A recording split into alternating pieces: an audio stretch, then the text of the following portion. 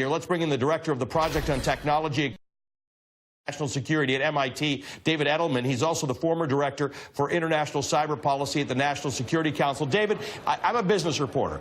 When companies come up with these nonsense excuses about how this is way too big, we can't police all of these things. I mean, it's its own beast. It's gotten way too big for us to control and manage, and we need humans to do that.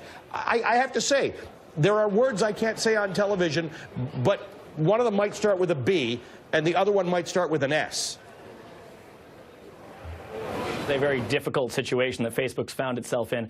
As you know, this has been a very complicated question for a long time. To what extent companies in Silicon Valley are going to be cooperating with federal authorities and handing over information about their users, about advertising. And it is true that from the standpoint of their employment base, the number of people they employ, manually reviewing all this information is going to be more or less impossible. But who cares? Who cares? This is their business model, David. At the same time, you're not making an excuse for them, are you? Absolutely not. I think there are some real challenges here. On the one hand, it's clear that Facebook's decided they need to hand over this information to start the ball rolling. But I think what you saw with Mark Zuckerberg's announcement here, they're taking baby steps. And they really are just that, baby steps. So at the beginning, they're going to provide individuals an opportunity to see what other ads are being targeted, maybe not just to them, but to other people. You're going to be able to see the original page that's sponsoring it. But, you know, that's just a start. As a cybersecurity guy, I got to say, that's only going to get you so far. If I'm a Russian agent, it's not very hard to hide behind a different page. It's not very hard to have multiple pages created. And so, you know, I think on the one hand, what you're seeing is a smart political move by Mark Zuckerberg in trying to acknowledge this is an unusual case,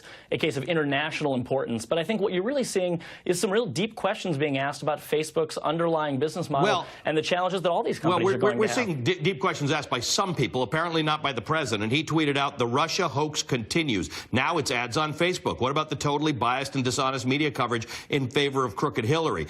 I mean, at some point, it's a real problem when the president and the federal government are not taking this seriously. This is a massive, massive issue. If there was interference in our campaign, at some point Donald Trump has got to stop worrying about whether or not this affects the legitimacy of his election and should be worrying about whether or not this affects the legitimacy of our democracy. And it's going to have major implications for the Mueller investigation, for the congressional investigation, and frankly, how we think about protecting our elections. I mean, on the one hand, look, you know, we all know Facebook's secret sauce is ad targeting, getting people to change their minds, whether it's whatever shoes you're going to buy or, in this case, who you're going to vote for president. And yet one scenario here is that the Russians just found a new way to try to influence the election, just like hacking John Podesta's emails and releasing them. But there's another story here that, you know, we need to review what the implications might be for this investigation.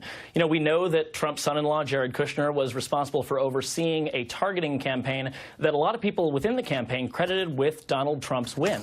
We now know that those folks that were targeted were shown anti-Hillary ads and ads that were trying to get Donald Trump elected. And now we're learning that those same memes or versions of those memes were being produced by Russian agents. That's a big story, and it's one that, while it's certainly well too soon to tell whether there was any information sharing between the Russians and the Trump campaign or vice versa, those are the sorts of questions that Mueller is going to be looking into, and they're the sorts of questions those of us on the technology side are looking into as very convenient. And for some of us, it might even be a secondary question, right? I'm not losing sleep just yet on whether Trump and his campaign were involved in it. I'm losing sleep on the fact about the fact that people are actually doing this. They're actually paying for ads from an adversarial country that might be influencing American political thought. This is kind of remarkable. David, thanks very much for joining us. David Edelman is the director of the Project on Technology, Economy, and National Security.